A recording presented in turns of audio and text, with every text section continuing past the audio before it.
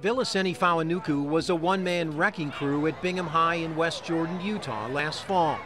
An all-state defensive lineman, he helped lead head coach Dave Peck's team to an undefeated season, a state title, and the #3 ranking in the nation. I love the kid, and I would do what I could to try to help him in his life. A life off the field that took a dark turn last March when Fawanuku was arrested on 2 felony robbery charges at age 16. I knew there was an incident. I honestly didn't know a whole lot that had happened at that point. Peck says when he found out, he suspended Vilaseni for 2 games, not for the arrest, but the drinking that preceded it. Were you aware of the severity of the crime at all? Not till, there was a point where I became aware of it, but I was not aware of it, within months even of when it happened. It happened inside this garage. According to police reports, Fawanuku pointed a gun at least 2 victims, while his cousin stole drugs, cash, and a wallet containing a debit card, later used to make about $150 in purchases. Kenny and a couple of his friends were outside. Justin Allred was inside the adjacent house when his roommate, one of the victims, rushed inside. The look on Kenny's face, he was scared to death. He didn't know what happened, he was... Scared to death? Oh, in fear.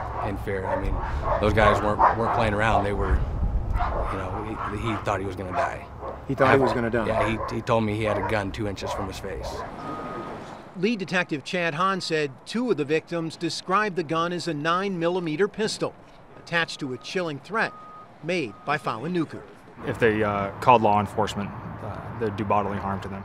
Bodily harm meaning what? Death. As evidenced by this email, Vilaseni's exact words were said to be, "I better not hear this on the news, or I'll come back and kill you." Yeah, there's just a lot of different stories out there about... In a lengthy interview in his living room with his mother at his side, Fawanuku denied threatening to kill anyone. Dead certain, he said, it was a pellet gun in his hand and not a pistol.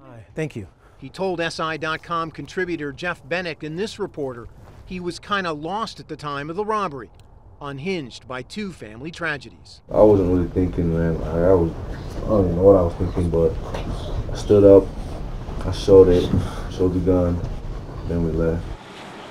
Fawanuku was originally charged as an adult. The case was later sent to juvenile court, where he admitted to a single count of 2nd-degree felony robbery and was sentenced to probation and 125 hours of community service.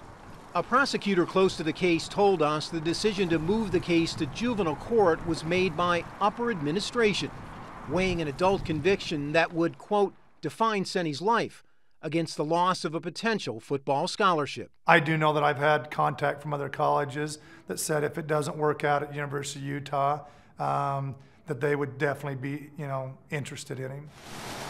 As it turns out, after successfully completing community service and probation, Fawanuku's actions will be recorded by the court as a delinquent act and not a crime.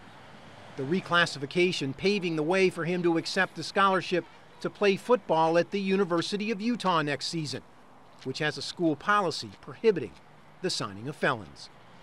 Armen Keteyian, CBS News, West Jordan, Utah.